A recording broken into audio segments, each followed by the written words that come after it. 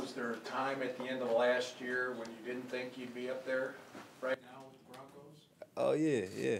I mean, communicating with you, obviously, yeah. I thought it wasn't. I thought I was gonna be gone. But at the end of the day, I'm happy to be back. I'm ready to work. We've been working. I'm excited about this year. New quarterback. We got a system that now we can work the entire offseason on, and things are looking good. What are your initial impressions of Case, especially this week when you got to be on the field? He's a leader. He's a leader. I mean, every single pass that he's thrown so far, I wouldn't say every single, but a majority of the passes, 95%, 98% of the balls have been there. He's confident in himself. He's one of those guys that when he steps into the into the huddle or off in the huddle, I mean, he's that leader. You don't have to second guess what his thought process is. His thought process is, we're gonna complete this ball, we're gonna keep this ball moving. So, I'm liking what I'm seeing from him so far. What did you learn from last year, I guess, from your own? You had been ascending here, and then at the end you kind of undermined you. And how much did you maybe appreciate that you have to have some kind of steady thing at quarterback? Yeah, I appreciate it for sure. I think this is the first time in 2 or 3 years that I'm not standing up here and we're talking about a quarterback debate. I remember when I got out here, I went off in the team store and I saw Case Keenum jersey. I was like, thank God we don't have to deal with that again. Case is our guy. We can go from there and we can work our butts off and just try to gain chemistry and try to put up points. How much did that affect you guys, the receivers, going into each season, not really knowing which guy would really be the starter? I mean, you can sit back and say, yeah, we're all professional football players. We got to deal with that situation. But at the same time, obviously, you can't gain the same chemistry. You don't have the same mindset. You got to talk to two different quarterbacks. You got to, when you're going individual routes, you got to go with one guy and then got to go with the next guy. You don't really gain that chemistry. You're not maximizing the opportunity, obviously. And now we're maximizing the opportunity, and hopefully it pays off. Does that have a different feel? I know it's early, but since you have a clear-cut leader of your offense, does these workouts have a different feel? Yeah, they do have a different feel. I tell you what, we're working our butts off. One thing my mentality is, I feel like I want to be the most conditioned team in the NFL next year, and I feel like if we're the most conditioned team, then in the fourth quarter it's going to pay off to be able to take advantage of this altitude. So I can see it in guys that just trying to get in shape and trying to, get their conditioning up. And when guys are messing up, guys are going back and getting seconds, and it has that 2014 feel where guys are flying all over the field and they want to be good and we want to be successful. You had said you didn't think Sutton would be there in the second round. Yeah. What was your reaction when he fell to 40? I was driving in my car and I got a lot of text messages and everybody was like, Sutton to the Broncos. I was like, what? But it didn't surprise me, though, because I thought the Cowboys was going to take him in the first round.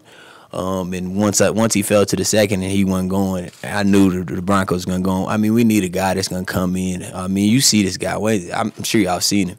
He's a big guy. I mean, DT's big, but he looks like he belongs in the NBA, that type. And working out with him, he has amazing feet.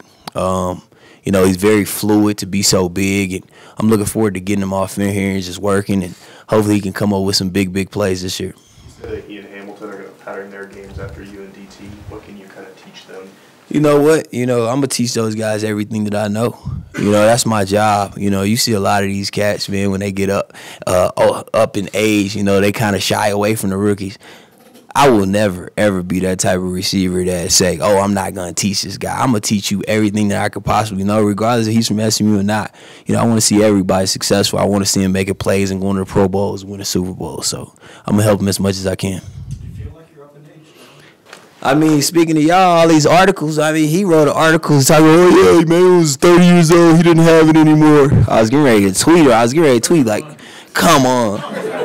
Yeah, I'm 31, man. I see, the problem is what's going on right now is the moment that you get over 30 in the NFL, they automatically say, he's getting up in age. But what they fail to realize is when I first came into the NFL, we had two-a-days.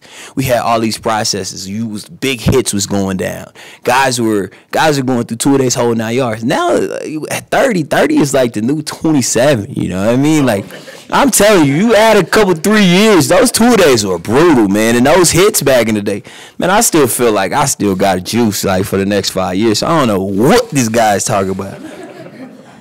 But you're going to teach these young guys, Sutton and Hamilton, all your tricks. Yeah. And they're going to take your job someday. I mean, that's going to happen anyways because, you know, once you get up into this league, you know, and you start making too much money, they say, hey, look, I understand the business of it, you know, and my deal is this. I still want to see everybody, family making a ton of money. You know, I can't avoid that. All I can do is go out and make plays every single day and show if I become expendable here, or just show some other team that, hey, look, I still got the juice, and maybe they want to pay me. But that'd be selfish of me to say I'm not gonna teach you everything that I know because you're gonna outbeat me.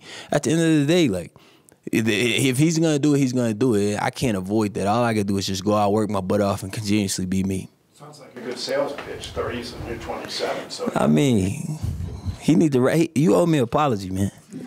I hurt my feelings. Where are you at health-wise? Like, how's your ankle doing? The ankle's doing good.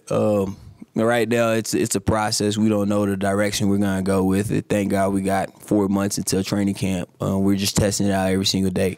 I was out there today. I felt great. I was running around, caught a slump, and was able to take it all to like 60 yards. And just happy to be back running full speed and being myself. How bad was it last season trying to play through that? No, it was bad. It was bad. It was some games I was like, what am I doing with myself? Do I even like football anymore? Because it was a battle within myself mentally of just trying to go out there and make plays and just put it all on the line. So it was tough. But, you know, this year I got a different mentality, and that's to get this ankle back 100% and get my confidence back up and just go out and ball out, you know. So this guy can't write articles anymore no matter what goes down. Yeah. Emmanuel, have you gotten a good deep look at the playbook, the new playbook? Yeah. How is it different from last year's? Last year at the beginning of the season we had Mike McCoy, so that was more. I feel like it was a harder playbook. Conceptually wise, you know, and we had a lot of plays, you know, but I think that playbook could have been successful as well. You know, I'm not knocking Mike McCoy's playbook. I love Mike McCoy's playbook. It was like Peyton's, but this year we got plays where, you know, we're going up tempo, no huddle. We got a couple no huddle packages, and you know, I think the biggest thing of it all is not even about the playbook. It's about we got a guy that's going to be consistent at the quarterback play, and when I say consistent, we don't have to worry about a quarterback battle. So I think offensively we're going to be better regardless. A couple more guys, Eric and James. What have your experiences been like with the new wide receiver coach, Zakazani? Oh yeah, he definitely coaches us hard. That's one thing about him. I mean, he reminds me of myself a lot. When he gets up in front of the room, I mean, you can see veins popping out of his head because he's so passionate about what he's talking about. He enjoys it coming to work every single day. He enjoys coaching us hard. You know, we started over from the basics, so that's been kind of hard for me of starting all the way over from the basics. But you know, I gotta sit in a room and I gotta say, you know what, I might know this stuff, but the young guys might not know it. So we gotta be on the same page when it comes with that. I want to talk about how the QB might have needed more weapons. Did you feel last year like you needed more help from the receivers? And I mean, last year was last year. You know, it's not my job to sit back and say what could have went down. Obviously, we just didn't do good. You know, offensively, defensively, as a team, we weren't there. And the thing is we got a new season, and it's all about creating a mentality and a mindset, and that's what we're working on here at OTAs. Outside of two receivers, how did you feel the Broncos draft class was? The draft class, I love it. You know, I think Chubbs. I think, you know, I after the draft was over, I didn't even have to go and look at articles. I just knew it was going to be an A. Just by the guys that they selected. I mean, they got some top guys, and I'm looking forward to getting those guys in here. Hopefully, they can help us win some ball games this year. You touched on it a little bit, but when Bill Musgrave was able to set you guys down, what did he kind of explain the philosophy of this offense was? We haven't even gotten into the depths of the philosophy. I think that grows as we get more and more comfortable with direction of what we're going to do. Are we going to be a pass-heavy team or are we going to be a run-heavy team? We don't know that. Right now we're just putting in the plays and we're going to see how we go, and OTAs will give us a feel of if we're going to throw the ball down the field or whatnot, you know. But I think that's going to be a situation that continuously is a process until we get to what direction we want to go. All right, thanks, guys. All right, thank y'all. That's my call saying that you Yeah, whatever. what's going on.